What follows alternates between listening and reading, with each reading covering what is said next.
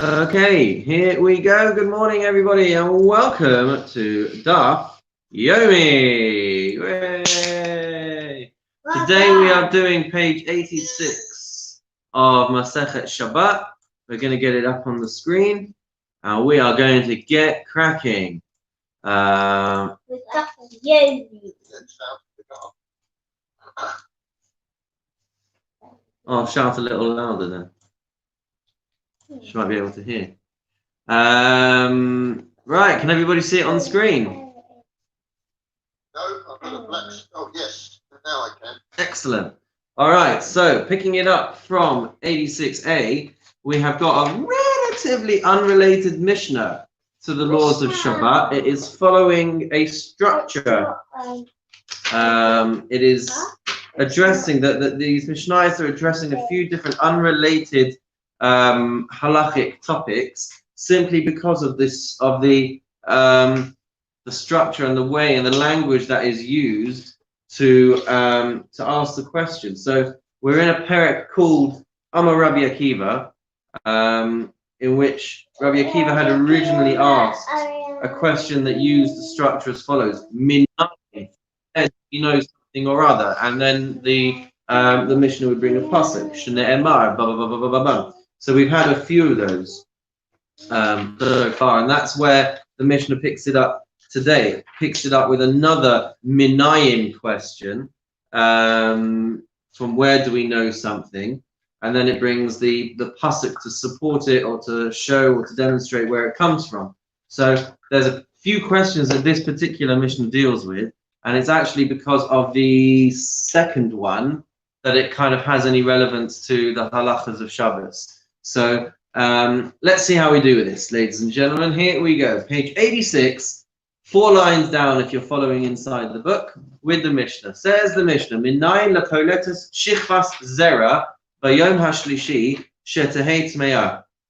From where do we know the halacha that a woman who has a seminal discharge with, I love having kids in the room for something like this, that a woman who has a seminal discharge within 3 days of having been intimate, that anything that she releases within those 3 days after their union, that the substance that comes out would be tamei. So that's the premise of the question, because back in the day, all right, I might appreciate you guys taking that to the other room, to be honest, to help me to be able to talk a bit more freely. So what we call in Hebrew zerach, the seed of a man, could contaminate and could transfer tumah for up to 3 days after a union. So that is why the Mishnah is asking the question, well, where do we know this?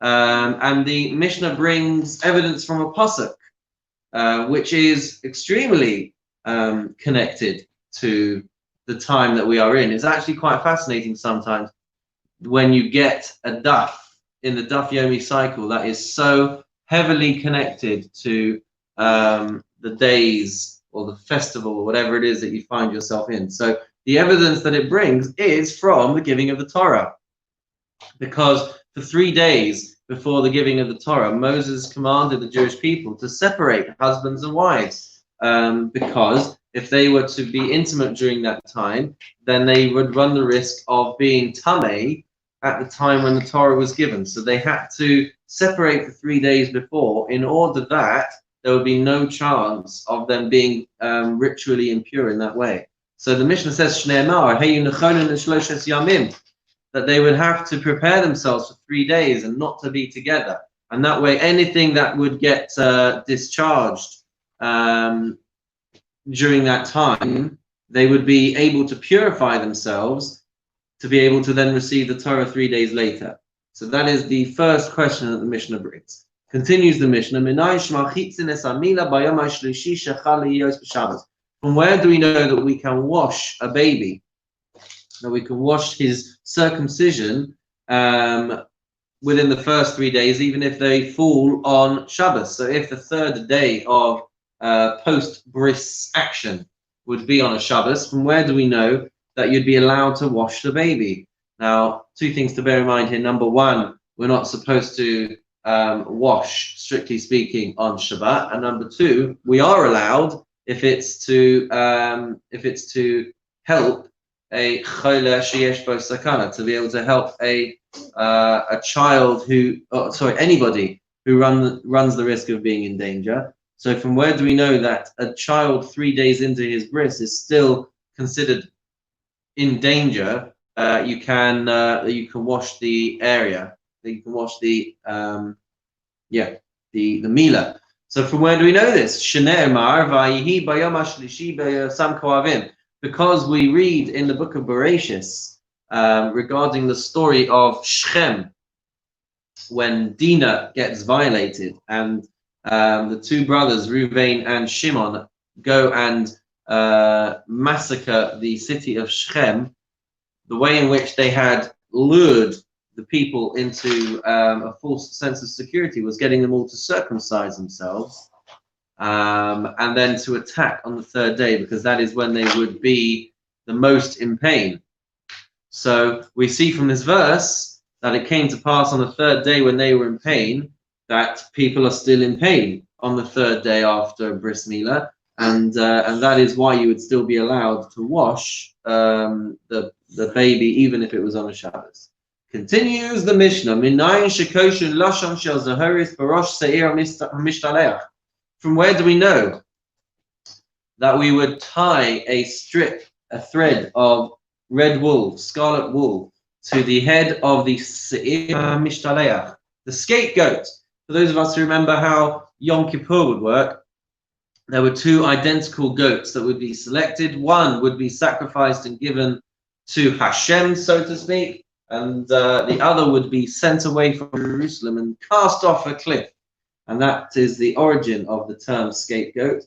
But they would tie a red band to the goat, and they would tie a red band in the base of Mikdash as well. And when this goat would be thrown off, the color of the thread would change to white, indicating that the Jewish people had been given atonement and had therefore been purified from their sins.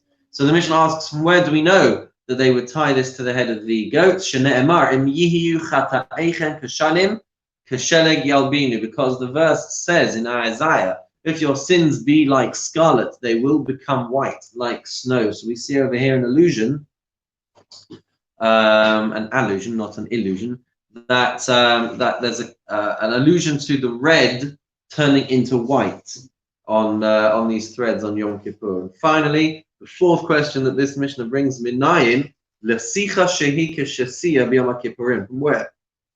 From where do we know that anointing a person with oil on Yom Kippur would be forbidden, because it would be like drinking, meaning the fact that skin absorbs oil is akin to our mouths drinking liquids. So from where do we know that they would be alike, to the point that you can't do it on Yom Kippur? So the Mishnah answers, even though there's no explicit proof for this in the Mishnah, there is an allusion to it. Shne'emar, as the pasuk says, the pasuk says in Tehillim, and it comes into his inward parts like water, and like oil into his bones. And so that is the evidence that the Mishnah brings to be able to learn this out. Now we head into the Gemara. Are we ready? Audience participation. Just go, yeah, if you're ready. All right, so here we go. Into the Gemara we go. The Gemara says as follows. Thank you, Nikki. That's what we like to see. Reisha, Delok Rabbi Elazar ben Azariah. The first clause that we see in the Mishnah regarding a seminal discharge, that would seem to not be in accordance with Rabbi Elazar ben Azariah, and we will see why momentarily. But Seifa, the end clause, where we're talking about the bris milah, washing the child on the third day, that is Rabbi Elazar ben Azariah. That would be like Rabbi Elazar ben Azariah. Continues, Rabbi Elazar ben Azariah tahora shemanale. Because if you would want to say that it is like Rabbi Elazar ben Azariah, we have a problem, because we've already heard him say that on the third day the woman would be tahora, the woman would be pure. if she was to have this discharge. And we haven't seen that yet, but they had done. So we're going to see that momentarily. But first of all, we have to try and break our heads around this bit. Says the Gemara, Man de lo mokika tonight. If you wanted to make sure that there was no machlokes, meaning you wanted to be able to have a consistent Tanaic authority running throughout this Mishnah, not to have to say, well, that's the opinion of this guy, that's the opinion of that guy. If you wanted to be able to construct your Mishnah in that way, right, then you would have to make the following compromise. Tana Reisha Tahora Umoki La Lakula Karabi Elazar ben Azariah. Then you would have to basically change and acknowledge that there would be a mistake in the way in which our Mishnah is presented. And so actually the ruling in that first question should be that on the third day, the woman would be pure. And if you were able to make that change, then you could say with certainty that the whole Mishnah goes according to Rabbi Elazar ben Azariah. But if you were to say that we're quite comfortable with a machlokes, we're quite comfortable that there are differing sources and differing opinions in the way in which that Mishnah is constructed, then you would have to conclude Reisha Rabbanan v'Sefer Rabbi Elazar ben Azariah. Then you would have to conclude that the Reisha, the din in the beginning of the Mishnah, talking about the seminal discharge, that goes according to the rabbis. The Sefer Rabbi Elazar ben Azariah, and the end clause talking about the bris milah is talking about is in accordance with Rabbi Elazar ben Azariah. So now we're going to have a look at the teaching of Rabbi Elazar ben Azariah. Tana Rabbanan. Am I in the right place? No, I am not. Here we go. Tana Rabbanan. The rabbis taught. Poletes shichvas zera bayom hashlishi. So the same wording as we saw in the beginning of our Mishnah, that a woman who has a seminal discharge on the third day says this din in the Mishnah in the Baraisa, Tahora divrei Rabbi Elazar ben Azariah, that according to Rabbi Elazar ben Azariah, the woman would be tahor. So that is why the Gemara is trying to grapple with exactly who the opinion is over here. Rabbi Yishmael Omer. So stay with me over here because this does get a little bit complicated. Rabbi Yishmael Omer, Rabbi Yishmael says, Pamim shehein daled onos, Pamim shehein hey onos, Pamim shehein vav onos. So what Rabbi Yishmael is trying to grapple with over here is something different. You've got Yamim, you've got 3 days, right? So Rabbi Elazar ben Azariah had been trying to say that on the third day a woman would be tahor, and Rabbi Elazar ben Azariah is splitting it up into smaller components. An ona, which I guess you could translate as a time period, would split a day into 2 time periods. You've got daytime and the nighttime. So what Rabbi Yishmael is trying to say over here is that sometimes you can find that reaching the third day, you have gone through 4 time periods, 5 time periods, or 6 time periods, depending on what point of the day the couple had been intimate. Because if the couple had been intimate on a Wednesday, as it was getting dark, then to be able to reach Shabbos, which is the background to all of this, Matan Torah was given on Shabbos. The Torah was given on Shabbos, right? So chill out. All right, so the Torah was given on Shabbos, and so what they're trying to calculate is at which point of the day would they have had to be told to separate in order to give themselves the best run of being pure. Right? I think I somewhat understand this anyway. So for Rabbi Elazar ben Azariah, he would say it's 3 days. They separated on Wednesday, so there was Wednesday, Thursday, Friday, 3 days, and then there was Shabbos. Rabbi Yishmael is dividing it into smaller time periods known as an ona. So he's saying sometimes it would be 4 if they had separated very late on Wednesday night. It would be 5 if they had separated during the day on Wednesday, and it would be 6 if they had separated into Wednesday on Tuesday night. So then they would have found that they would have been separated for a period of 6 onos, of 6 time periods. Rabbi Akiva Omer La'olam Hey. Rabbi Akiva would say that they would always have had to separate for 5 12-hour periods. In Yatsasa Miktas Ona Rishona, Nosnila Miktas Ona Shishis. And he says that if she had been intimate after part of the first period had passed, then I think he would say Miktas, what was the phrasing? Miktas Yom Kukula. That a part of one period would be considered a whole period. So if that was the case, then if it was part of the way in, so then it would be considered to have been the 6th time period as well, or words to that effect, something like that. Continues the Gemara. Amruha Rabbanan Kamei de Rav Papa, that the rabbis said this before Rav Papa, Amri la Rav Papa la Rava, and some say that Rav Papa said this before Rava, and said as follows: Bishlama Rabbi Elazar ben Azariah Karabanan. So it would make sense to say that Rabbi Elazar ben Azariah holds like the opinion of the rabbis, the Amri V'hei Avid Parisha, who say that that Moses insisted that the husbands and wives separate on the 5th day of the week, because if that was the case, since the Torah was given on Shabbos, then they would have been separate for 2 days. Daniel, I got a yellow. So how does that make sense? Let's do it. Ba, ba, ba, Let's get ba. some. What? Before you do, I'll quickly do this. Dishes. That's it. So now you're gonna put these in the bin.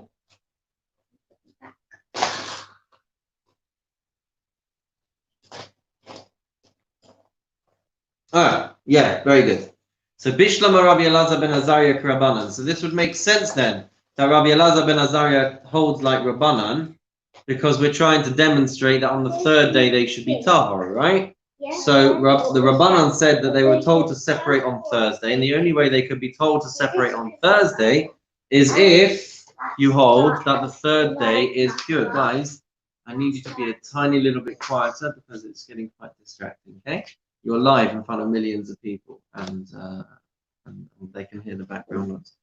Okay, so it would make sense to say that Rabbi Elazar ben Azariah, who says that the 3rd day is pure, is the same, is following along with the Rabbanan's opinion, who say that they were told to separate on a Thursday, because in that way, there's only 2 days before the giving of the Torah, which means they must have held that the 3rd day they would be pure. For Rabbi Yishmael to Rabbi Yossi, and then we would conclude that Rabbi Yishmael holds like Rabbi Yossi. The Amar B'dalet on the 4th day, Avid Prisha, they were told to separate, because they would have to have a clear run of 3 days in order to be pure for the giving of the Torah. Ella Rabbi Akiva command. So then who does Rabbi Akiva hold like? Who had said La'olam 5 owners, and it's always 5 owners. So the Gemara answers La'olam Rabbi Yossi. He must hold like Rabbi Yossi. Okay. Because Rav Ada bar Ahava, because Rav Ada bar Ahava has told us Moshe b'hashkama ala v'hashkama yarad, that Moses went up to Mount Sinai first thing in the morning, and he came down first thing in the morning. So if that's the case, and they were told to separate first thing in the morning, then they'd only have a stretch of 5 time periods, 5 12-hour periods, before Moses would be back down from the mountain. So the Gemara continues to show us how we know this, and we need to scroll down a tiny little bit. So we have evidence in the Torah that Moses went up first thing in the morning, because it says that Moses got up early in the morning and he went up Har Sinai. And Bahashkama Yarad, and we can see that he descended early in the morning. Dichsiv, as it says, Leich Reid va'alisa atav aharon imecha amcha. Let me just see, where's the post? Imach. Go and descend, and you shall ascend together with Aaron. So the Gemara makes a connection between these two things. Makish Yerida la'aliyah. We draw a connection between the descent that we're reading about and the ascent that we're reading about. Ma'aliyah b'hashkama, just like he went up first thing in the morning, up Yerida b'hashkama. So too, he came down first thing in the morning. But now the Gemara is going to have a little problem with this. The Gemara asks, Lama lei lemein rolahu. Why did he need to tell them to separate during the morning hours? Didn't Rav Huna says Yisrael Kadoshim Haim Vein Mishan Shin Mitosehin Bayom? Didn't Rav Huna say that Israel, the Jewish people, are very holy and they should not be having intimate relations during the day? So why would they need to be told during the day that they have to separate? They shouldn't be doing anything during the day anyway. Ha'amar Rabba, but Rabba said in Haya Bayis Afel Mutar. But actually Rabba says it's not the case as a blanket rule that people are not allowed to be together during the day. It's just that they're not supposed to be together when it's extremely light. So if the house was dark, then it would be okay. But Rav Papa, and Rabba says, and some say that it was Rav Papa, that a Talmid Chacham ma'afil b'talisa umuta, that a Torah scholar would make sure that if it was dark outside, it would at least be dark inside. And therefore it would be okay. And that is why they had to be commanded to separate or told to separate while it was still day, because actually it would be appropriate and it would be okay for people to be together even if it was daylight. But then the Gemara asks, as we turn the page onto 86b, but hang on a minute. Hang on a minute, they say. They would have the status of a Tavul Yom. What is a Tavul Yom? A Tavul Yom is somebody who is impure, and they went to the mikveh to purify themselves, but they would have to wait till the following morning before they actually have their status confirmed as being pure. So if that was the case, then they would be going to the mikveh on Friday, and then they would have to wait until the following morning before they were declared pure. But that was when the Torah was given. So how does that work? So the Gemara answers, Abaye bar Ravin, Rav Chanina bar Avin, to Ami Travayu. Both Abaye bar Ravin and Rav Chanina bar Avin say together, Nitna Torah l'Tvul Yom. No, that's okay. The Torah is allowed to be given to a person with the status of a Tvul Yom. Even though you would find that somebody with that status of a Tvul Yom would not be allowed to, there would be other limitations that they are not allowed to take part in. The giving of the Torah was not one of them, apparently. And so they would be allowed to receive the Torah even if they were in that status. So you can certainly try. Because I haven't been to the previous ones, I haven't studied this section of the Mishnah of the Gemara before. We're referring purely to that period prior to the giving of the Torah, or is this some relevance to today? Well, the relevance is to the question that we asked in the Mishnah. But is it the actual concept of this 3 days? It has nothing to do with not having relations with a lady during her periods. This is something different. Correct. Correct. So what relevance to, I'm not saying we should study, but is this purely to do with the 3 days prior to the giving of the Torah? So we're using the. Where did they have mikvahs in the desert in that time? There was no water. How did they have a mikvah there? They Hashem miraculously provided the water in the desert that they would be able to use for mikvah. Is there any inhibition or prohibition on a couple having relations within 3 days of having relations prior to that? There is no longer a problem with that, and there was never a prohibition per se. You just would have to accept a status of impurity during those times. So it wasn't that they would have been prohibited even back then. It was just the repercussion of the times that they lived and the strict, as it were, the strict nature of of ritual purity at those times. But you're right in the sense that we don't have those laws being as relevant now as they were then. And as I said at the beginning as well, these laws aren't even relevant to the laws of Shabbos. But the Mishnah had brought this in stylistically because it shares a common language structure with the other question in the Mishnah, which is about bris milah. So you're on point over there. But the giving of the Torah and all of the conversations that this leads into, where it also kind of disputes which day of Sivan the Torah was given on.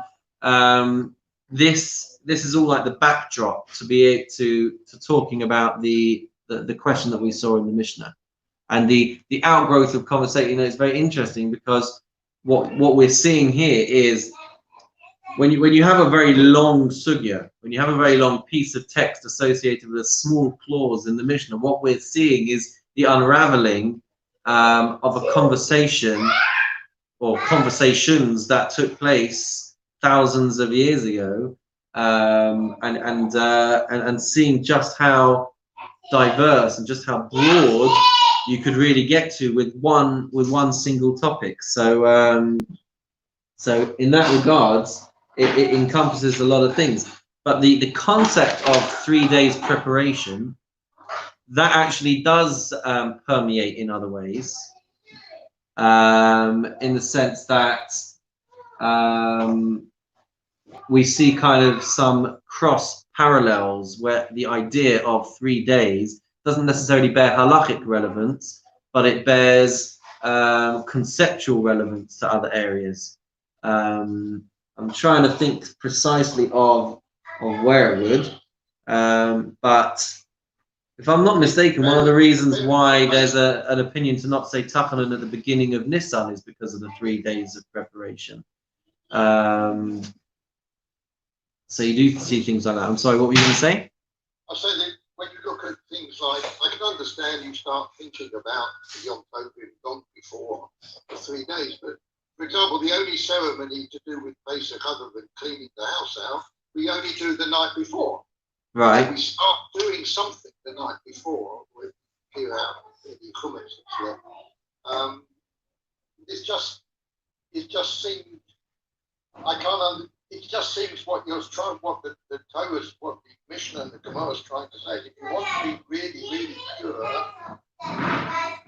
to go to trouble and then to do this, whatever needs to be done, then you need to refrain from having relations with your wife 3 days before. No, that's not. No, when we're talking about kind of in 2020 getting ready for Shavuos, that's not what we're talking about. I'm saying the concept of understanding 3 days as a time period of preparation bears relevance in other areas, not in regards to separating from a husband and a wife, but just conceptually, that 3 day buffer zone does arise in other areas as well as a connection. There is some connections that get married and have a separation for a number of days. Yeah. Before you meet your groom or wife under the huppah. I'm not sure it's exactly 3 days, but there is some sort of separation period recommended. Yes, if it's all connected, it could well be. It could well be. I'm annoyed at myself because in my head I had something else in mind as well, where it parallels. But as I said, it's not always paralleling with regards to a husband and a wife separating, but just the concept of a buffer before something, and it does come up in other areas. But my brain isn't engaging with those things now to be able to tell you what they are. But there we go. And what you were saying about preparation for Pesach, I mean, we actually learn a halacha of 30 days before a festival. We are to start to learn and get prepared for that festival. We learn that from Moshe Rabbeinu and Pesach. So actually, with every chag, there's a concept of a 30-day preparation zone of learning the different halachas for those things, which we learn from Moshe Rabbeinu and Pesach Sheni, if I'm not mistaken. Anyway, we continue. And we are 3 lines down. And what we've just said is that a person who is a Tavul Yom, who was pure but lacking the official status of purity, they would have still received the Torah during that time. So Yosef Marema was sitting, and he said this halacha. Amale Ravina Marema. Ravina said to Marema, Nitna ka'amart or ra'uya ka'amart? Did you say that the Torah was actually given to those who had immersed during the day, meaning that it was actually given to people who were Tavul Yom, or that it would be fitting for them to have been given it? But in reality, they were all fully pure. Amalei ra'uya ka'amina. Amalei, he said back to him that I was saying that the Torah was fit to be given. But in reality, the nation was fully pure, and there was no concerns of a discharge on the 3rd day. But now the Gemara is going to try and address it from a slightly different angle. Why didn't we do the following? Why didn't we say to the Jewish people that they should go to the mikveh b'nei shimshei during twilight on Shabbos, on Friday night, v'likvelu Torah b'nei shimshei, and then they could have received the Torah during twilight? Why? Is that right? Would it be Thursday night and Friday night? It would have been Thursday night and Friday night. So the Gemara wants to know, why didn't they go on what we would call Thursday night, but actuality is the evening of Leil Shabbos, and then they could have been given the Torah on Friday night? So why did they not do it that way? Amar Rabbi Yitzchak lo merosh b'seiser dibarti. Rabbi Yitzchak says, because we didn't want the Torah given in secrecy, in darkness. It had to be given during the day. So the Gemara asks, so why didn't they go to the mikveh in the morning and then they could get the Torah in the morning? Because Hashem didn't want a situation where some people were going to the mikveh, some people were ready to receive the Torah, and everyone's kind of doing their own thing, and there was no uniformity with the giving of the Torah. It had to be done with everybody there, everybody waiting, everybody in the same state, and people not having to fret and to worry about such things. Continues the Gemara. Amar Rabbi Chia b'Rabbi Abba Amar Rabbi Yochanan. Rabbi Chia said, Rabbi Chia bar Abba said, in the name of Rabbi Yochanan, Zu divrei Rabbi Yishmael v'Rabbi Akiva. This is the statement of Rabbi Yishmael and Rabbi Akiva. The Chachamim say sheish onas shleimus be'inan. But the Chachamim say that you would have had 6 complete 12-hour periods between the last time that they were intimate, the time that they separated, and the time when they received the Torah.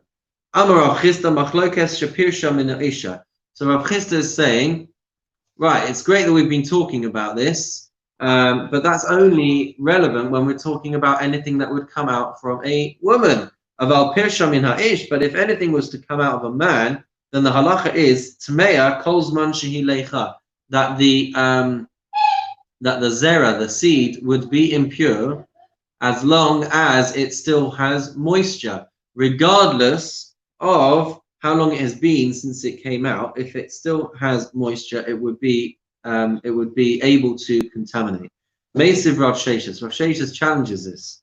Says the pasuk, "V'chol beged v'chol or asher yihye alav shichvas zera." That any, what phone is that? Is that this one? Yeah.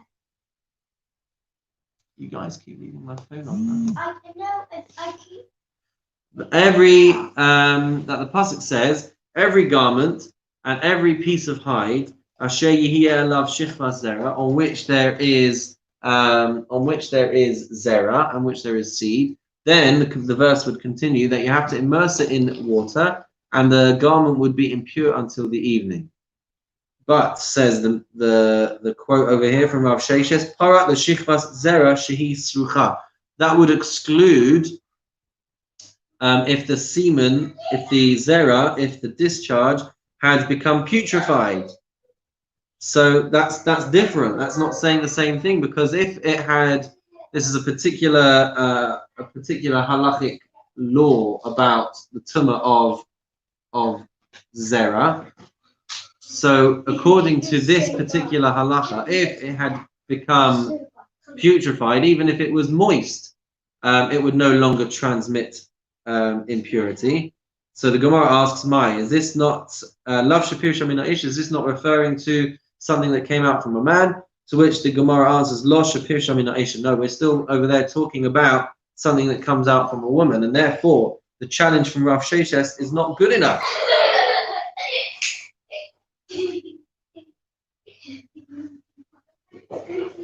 So then we have the following. Boy Rav Papa. Rav Papa asks the following question. He raises a dilemma. Shichvas zera shel Yisrael b'me'ei kutis mahu. What would be the din? What would be the halacha if the zera of a Jew was in the womb of a kutis, of essentially a Gentile woman?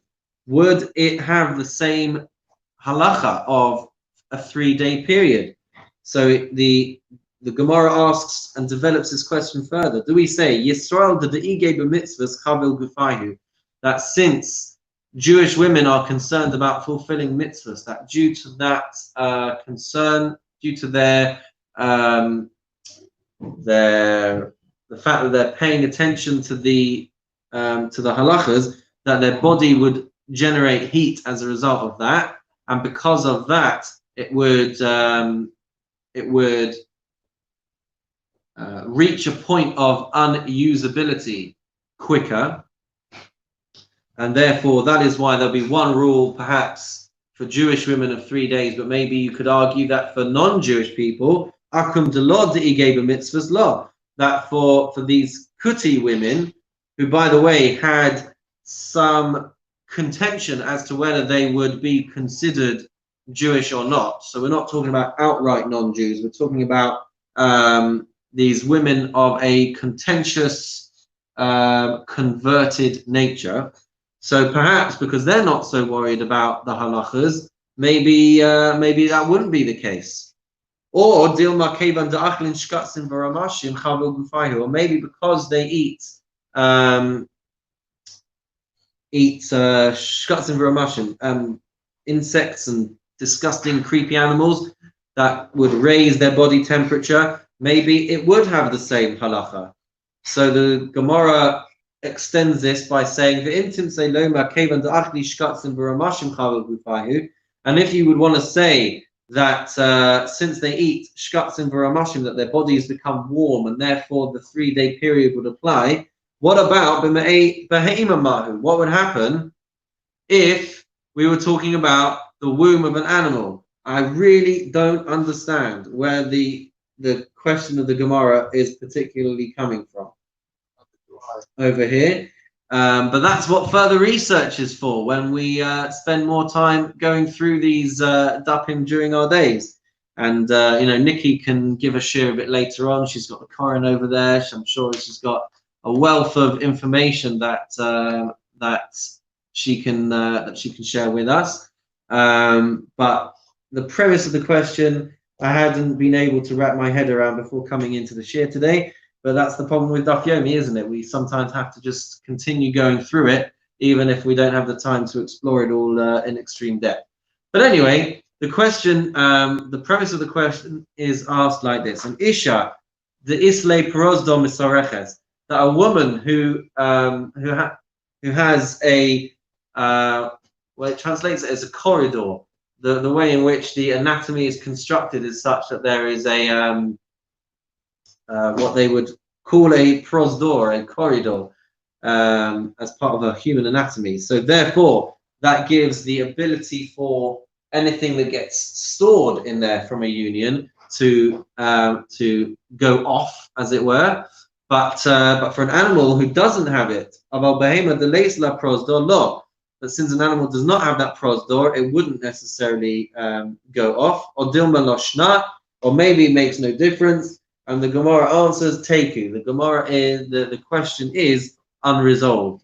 As I said, if you've got the time to go through this in great depth and figure out the what we call the Hava Amina of the Gemara, then I would be more than interested to hear what it's all about. Continues the Gemara, Tana Rabbanan. We have a teaching from the sages. Shishi b'chodesh nitnu aseret hadibros liYisrael. On the 6th of Sivan, the 10 commandments were given to the Jewish people. Rabbi Yossi Omer b'shiva bo. Rabbi Yossi says it was actually the 7th day of the month. Amar Rabba says to Kulei Amar b'Rosh Chodesh atu l'midbar Sinai.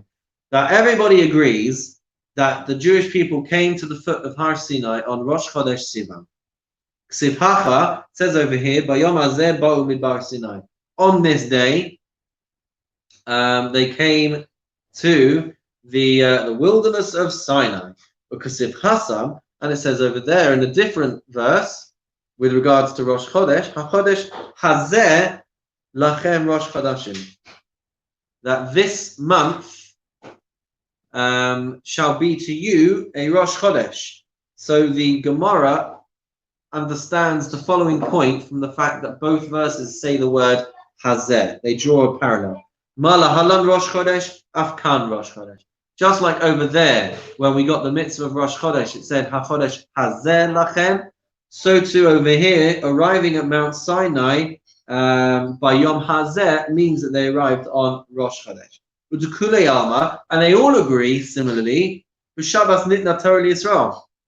They similarly agree that the Jewish people received the Torah on Shabbos. Ksiv Hacha Zachar es Yom HaShabbos L'Kadsho. It says over here, remember the day of Shabbos to keep it holy. Uksiv Hasam, and it says over there, Vayom Moshe el Ha'am Zachar es Hayom Hazeh. And it says that Moses said to the Jewish people, remember this day on which you came out of Egypt, as the verse continues. Just as over there, the mitzvah of remembrance was commanded on the very day of the Exodus. Afkan, so to here, Ba'atsumu Shalom, so to here, Zachar es Yom HaShabbos L'Kadsho refers to that very day. So they must have received the Torah on a Shabbos. Okay, well, it's great to see what they all agree on. Let's see what they disagree on. Keep Ligi. What are they arguing about? They are arguing about the Kaviyah de Yarcha. They are arguing about which day of the week was Rosh Chodesh. Rabbi Yossi Savar B'chad B'Shabbat Ikva Yarcha. Rabbi Yossi says that they established Rosh Chodesh on the Sunday. Uv'chad B'Shabbat Lo Amar Lehu V'Lo Midi Mishum Chulsha De'orcha. But Moses didn't say anything to them on that first day. What we're about to see is that there are a few different things that Moses says in the build-up to the giving of the Torah, and we're trying to understand which day of the weeks he was saying, which days of the week he was saying those things on. So according to Rabbi Yossi, they arrived at the foot of Mount Sinai on Sunday, and Moses didn't say anything to them on that day because they were still tired from the journey. But Trei B'Shabbat on the Monday, Amar Lahu, V'atem tihu li mamleches kohanim. On the Monday, he gives them the sermon, as it were, which features the words that you are going to be to Hashem a kingdom of priests. Onto page 87, onto Pei Zayin Amud Aleph, Bitlasa Amar Lahu Mitzvahs Hagbala. And on the third day of the week, on the Tuesday, that is when he gives them the instructions about not crossing over the border and not walking onto Mount Sinai, but Arba'a Avod Parisha. And on the fourth day of the week, on the Wednesday, that is when he tells the Jewish people that they should separate from their spouses, and that will have the lead up into Matan Torah, which was given on the Shabbos. So we see Wednesday, Thursday, Friday, 3 days, and then you have the Shabbos. So that is the opinion of Rabbi Yossi. Rabbanan Savri, the rabbis say, B'trei b'Shabbat Ikva Yarcha. They established the Rosh Chodesh on the Monday. So they arrived at Mount Sinai and they established the month. And B'trei b'Shabbat Lo Amar Lehu V'Lo Midi Mishum Chulsha De'orcha. And so on the Monday he didn't say anything because they were still tired from their journey. But Tlasa Amar Lehu V'atem tihu li. So on Tuesday he said they have the that they are going to be a kingdom of priests. But Arba'a Malahu Mitzvah Hagbala, and on the Wednesday he told them the rules of not stepping onto the foot of the mountain. The Chamishi Avan Prisha, and on the Thursday, on the 5th day of the week, that is when he separated the husbands and the wives. And that would give a 2-day period until Matan Torah, which, as we were saying before, was the opinion of the rabbis. But if you want to see more of this, then you'll have to tune in tomorrow for the continuation of the exciting sugya of when was Matan Torah. So, ad kan for today, ladies and gentlemen. That is it for today's daf. We don't want to spoil the surprises, do we? We have to leave us all wanting more. So join us again. When I say join us, I mean steal Nikki and David's Koran so that you can carry on. But there it is for today. Page 86. We'll be on again next week for 86 plus 7, whatever that is. 93. Take care. Thank you.